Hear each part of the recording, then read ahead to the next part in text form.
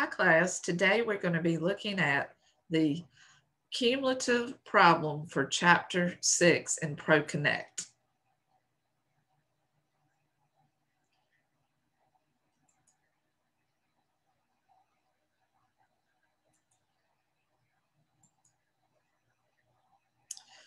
You should be able to see your screen now. And what I've done is I've gone into ProConnect and I'm going to look for my saved returns. I'm going to look for Albert Gator.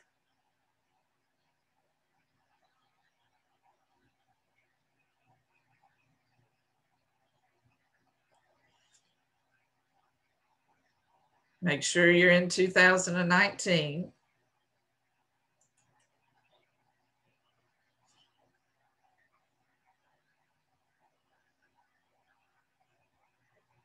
All right, and so I pulled up the information that we've been working on from chapters 1 through 5. And so today we're going to be looking at chapter 6. And in chapter 6, what's happening with this problem is that Allison has discovered a bookkeeping error in her business records. So previously we'd worked on Schedule C, and now we have to update that. And so to update that, I'm going to click on the menu item called income. And then I'm going to look for Schedule C,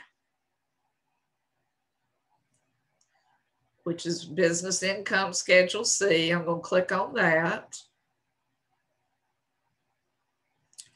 And the information about that business comes up. Now, what happened in this chapter is the revenues from Toad Pass should have been $85,100. And that was the error. It was originally $64,050, but we made an error, and so we need to fix that. Because revenue will affect your income statement, I'm going to click on the Income Statement tab.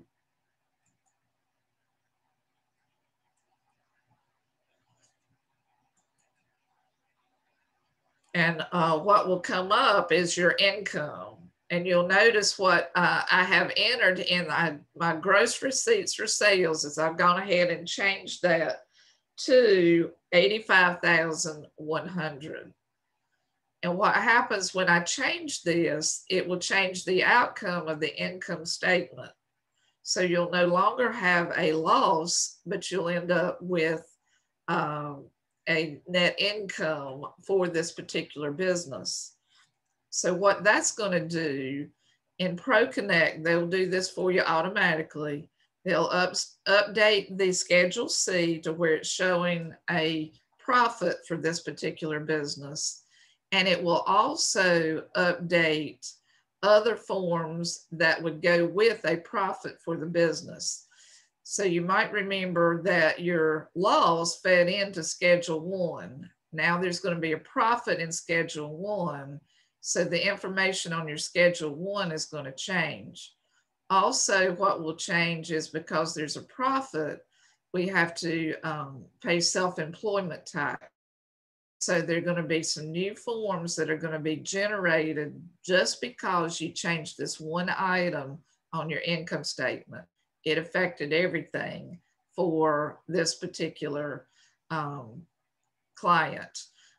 It would affect the 1040, it will affect Schedule 1, it will affect the Schedule C, it will affect the self-employment taxes. Also, it will generate another report for qualified business income that we've talked to, or that you should have learned about in Chapter 4. So it's going to generate some more forms for you. And so I want you to know that when you fix this revenue, it's going to change a lot of things. In the second part of this problem, it says that Albert owned 1,000 shares of Beaumont Airline stock with a basis or a cost of $30 per share. The stock was purchased 6 years ago, which would make it a transaction that was long-term. It was purchased 6 years ago on June the 10th. Albert sells 500 shares of Beechmont stock to his uncle Seth and 500 shares to his sister Sarah for $5 a share. So when he made the sale, he's going to be losing some money. But because he sold the property to his sister, it caused a related party transaction. And if you have a related party associated with the disposal of your asset, which in this case is the stock, you're going to have to record a loss that will be disallowed. In other words, you won't be able to take the loss for the related party transaction. And since he sold the stock to his sister, half of that transaction became a related party transaction. He sold the other half of his stock to his uncle, and his uncle is not considered a related party. So the loss can be taken for the uncle, but it will be combined with the gain that you've already had on the sale of your residence. So I'd like to show you how to handle this particular transaction. So what I'm going to do is I'm going to go to where it says dispositions. This is where we're going to record our sale of our stock. I'm going to click on Schedule D.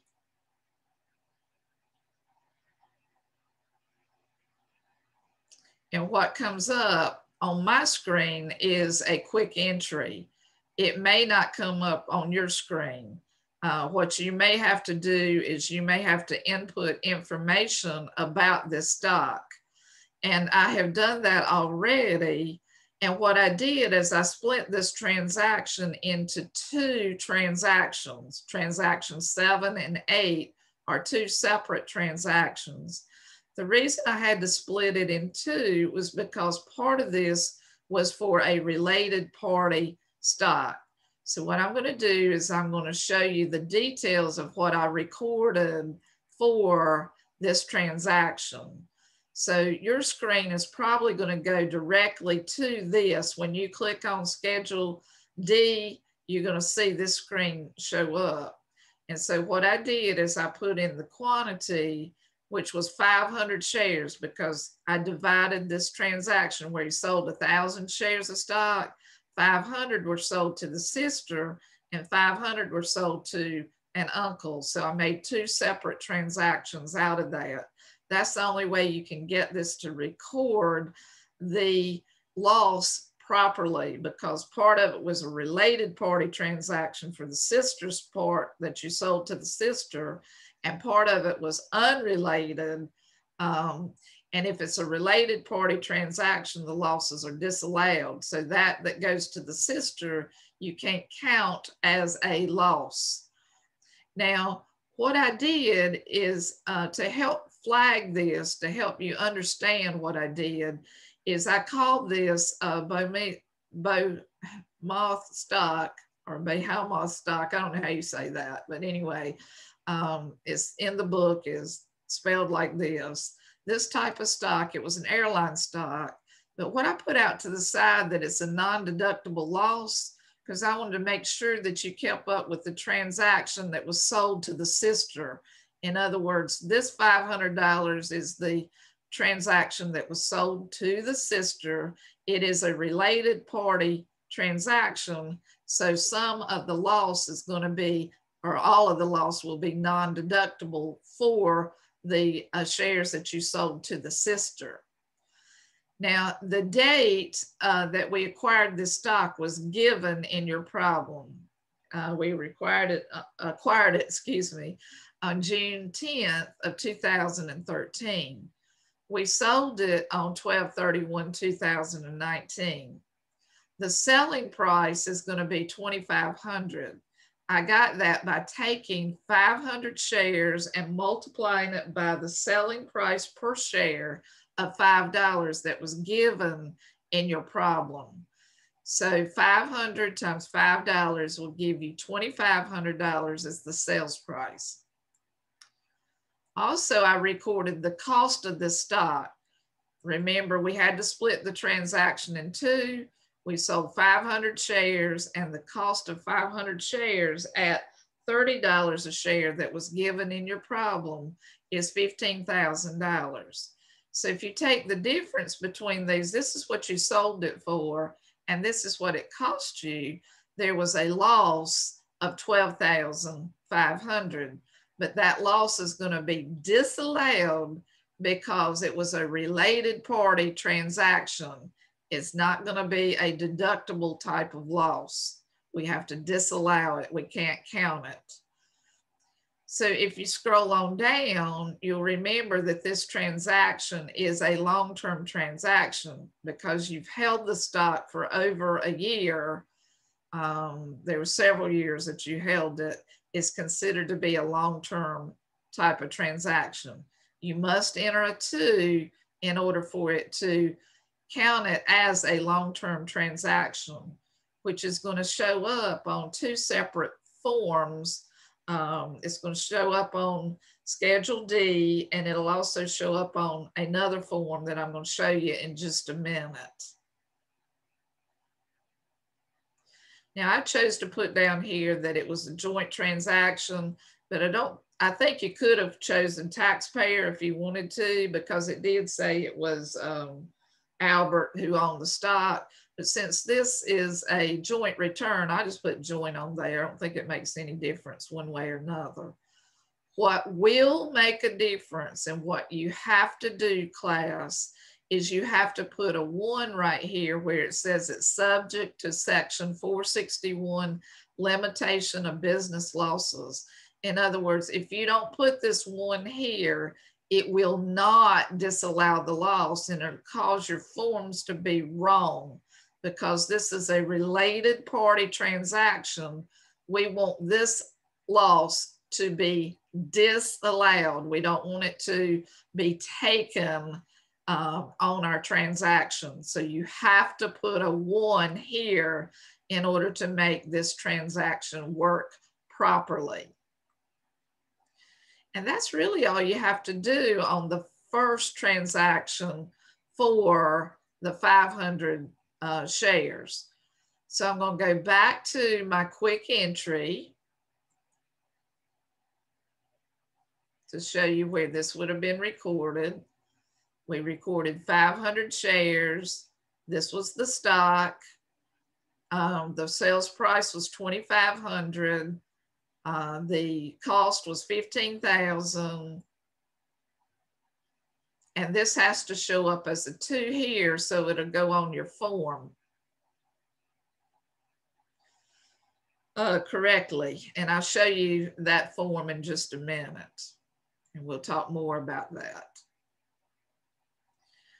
The second transaction is going to require us to do basically the same thing. We bought the stock at the same time. We sold it at the same time. There were 500 shares we sold. There were only 1,000 to start with, so we sold half of the shares. The selling price, again, would be $2,500. There would be $15,000 recorded for the cost. The difference is a $12,500 loss. But the difference is this transaction here is going to be for the uncle, and the loss can be recorded for the uncle because he is not a related party transaction. So I'm going to click out here for details. Most likely on your screen, you're going to have to start all over and write in the information. There were 500 shares. This was the name of the stock. This was when it was purchased. This was when it was sold. This was the selling price. And this is the cost of the stock. Now, again, it's 500 shares times $5. That's how I got this $2,500. We sold it for $5 a share. So we would receive $2,500 in cash, but it cost us 500 shares times $30 a piece, which is 15,000. The difference between these is a loss, and we can recognize that loss, but it has to be combined with any gain when this happens. So we had a previous gain on the sale of our residence, so that 12,500 is going to be recognized, and it's going to reduce the gain on the sale of our residence. So notice on this one, well, the transaction should have been long-term here, so you could put a 2 here if you wanted to. I assumed it already put that in there for you. It is long-term. And I recorded joint here. You could have put the taxpayer. I don't think it makes any difference there. But, and notice on this one, I also put a 1 down here because it is subject to a business loss. It is going to be a loss, in other words, that they have given there.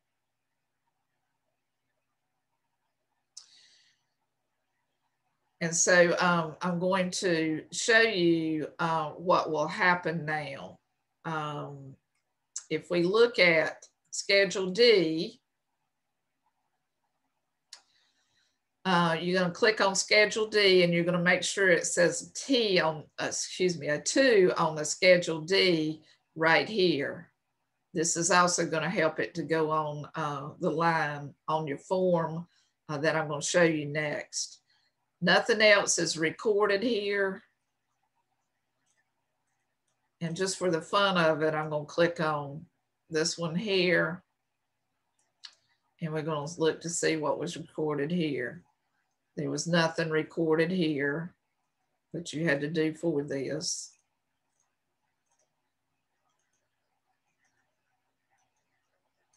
And nothing happened in this part here. So I'm just clicking on all these tabs to show you that they are available if you're in the real world and you need to know some other information that was not given in this particular problem.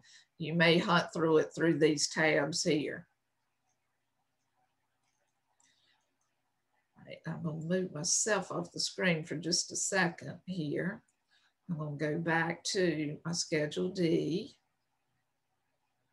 General information, and really that didn't do anything for me. So I want to click up here on my preview forms. That's where I needed to go, class. I will click on preview forms to show you what happened with these 2 transactions that we just recorded.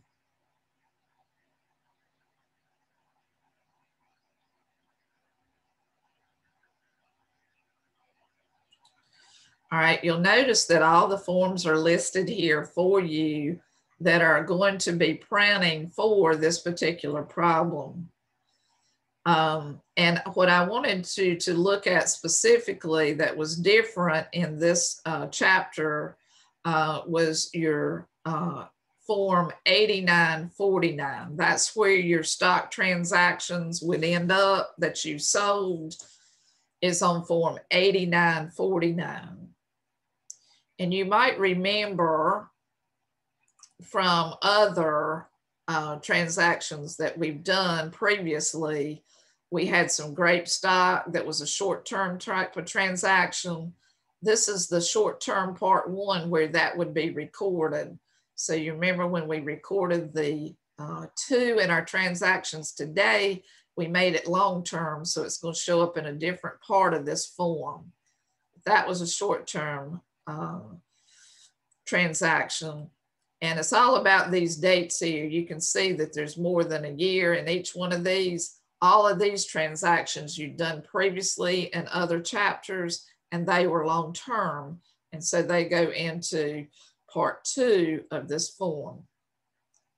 And if you scroll on down, there's actually another part 2 that's generated for long-term transactions. And one of the transactions that we already had completed during the previous recordings is a personal residence. And you'll remember we sold the personal residence and we sold it for a gain. The proceeds that we got were more than what the cost of that asset was. And so there was a gain here. Now, the transactions that we did in this chapter are these two transactions for the stock that we sold.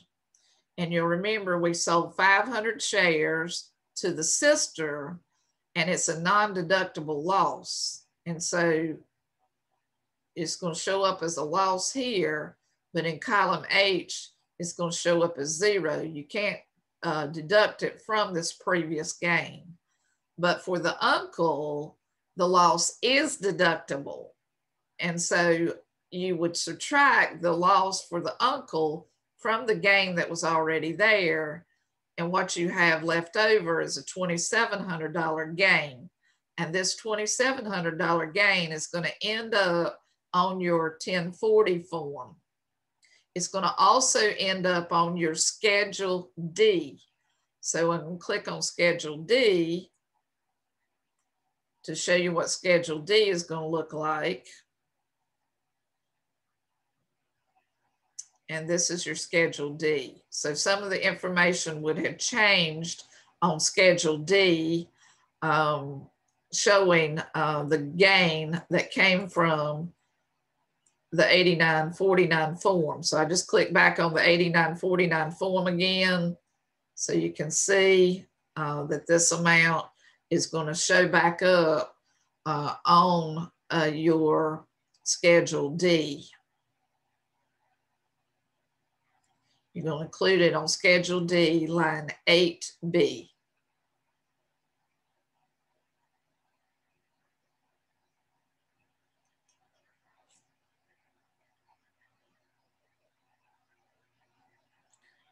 But in this case, I had to go back and look to see what we had clicked on. This was a long-term transaction, and it showed up in part 2 as long-term. So this 2,700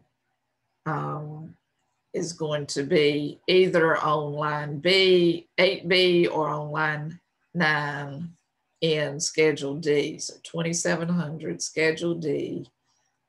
Let's look at and see where that came in there. Yeah, it came in down here on this part right here. Now, class, something that has really bothered me about this that I really don't know how to fix is that some of the things that were checked off on Schedule D, I didn't like where it went on form 8949. I'm sorry, I know I'm flipping back and forth a lot, but I'm going to go to 8949. And I wasn't real sure, but see here how this B is checked. And it put this amount in as a short-term loss, which it should be because it's less than a year that they held this particular stock. But the thing that bothered me was, I don't know if it was reported to the IRS or it wasn't reported to the IRS. I could never figure that out. I think you could have this selected or A selected. But in the real world, you would know whether your company has reported to the IRS, but it wasn't real clear in the textbook on that. So some of you may have some comments to add to that. If you want to straighten the instructor out, that's okay. But again, I kept thinking this should go in part D because it's like that on my answer key, but for the life of me, I can't get ProConnect to put it in part D. And the only thing I could do is get it into E. And this is showing in the answer key also. So it is correct as far as the numbers are concerned. It was just the boxes that they checked here did not show up properly according to the difference between my answer key and what I might have on this form here. This one, however, did show up properly. So the numbers are correct. It's just these little boxes here that, you know, I just don't know about ProConnect. You know, I told you that I'm not familiar that well with ProConnect. I'm trying to learn it as we go. And maybe y'all have something that you can tell me that I missed somewhere along the line. I'm sure it was just something that I missed in clicking off one of the boxes in the inputting of the form. But, you know, I really don't know why this wouldn't go in up here as it's showing in my answer key. But again, I think if you put it in to ProConnect as a 0 instead of a 1 or a 2, it won't show anything at all. So I've been real lenient when I've been grading your problems for these, because some of you are coming in and you're not showing anything for these items, which would be true if you put a 0 in, but I couldn't make this D check off. So I know I've kind of got off on a tangent there, but as long as your numbers are coming out correctly on your 1040, that's really what I'm looking at as far as grading purposes. So in this problem, we had to do the sale of the stock, and it would have affected Schedule E and Form 8949, which will also, Schedule E will affect Schedule 1. So your Schedule 1 will change for this form. Your Schedule 1 will change actually in a couple of places. Right here for the business income, it would change because we changed some items that happened with that.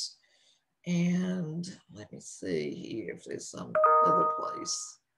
Oh yeah, the self-employment tax is going to show up here. And that was because of the first part of the problem where we had to change the Schedule C from a loss to an income. So your Schedule 1 is going to change, and I just wanted you to know that. Your Schedule C also changed. And again, I know I'm jumping around a little bit, but I thought you might want to see how it had changed. Your Schedule C will change here because you had an error and you fixed it in this problem, which made your business income actually become a business income. And that is reflected also in Schedule 1 right here. So it's going to change your totals. It's what I'm trying to say to you. It also is going to generate a Schedule SE. And if you want to see a Schedule SE, right here's the Schedule SE. When you have an income, you have to pay some self-employment taxes, and that generates this form to you here. This is also covered in Chapter 6 in your textbook, but this is generating the form for you automatically. You didn't have to do anything in ProConnect to make this form generate. So you can see the form recorded 1446, which is going to end up going on Schedule 1 of your 1040 on line 14. So Schedule 1 was affected by the self-employment taxes here, and that's going to change your total here, and the total here was changed. Both of those totals changed, which makes your 1040 change. So here's a copy of your 1040, and this is the information that you should have on your 1040 form now. And so most of this information was already in here from previous chapters. And what I'm seeing as I'm grading things, classes, I'm seeing a lot of you are missing this part and this part from previous chapters. So when I grade your cumulative problem, make sure you go back and look at what you missed so that you can fix it so that you'll get a better score, and it'll make it a whole lot easier for me to grade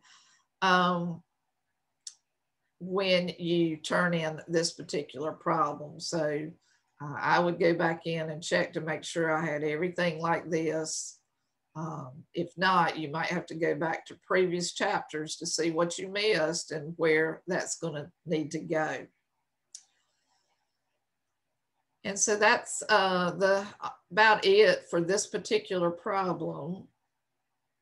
You ended up with an amount that you owe now for this particular person of $155. All right, so that's about all I wanted to show you on this particular problem. So I hope this has helped you a little bit. I'm going to stop sharing this with you, and we'll see you again next time. Bye-bye.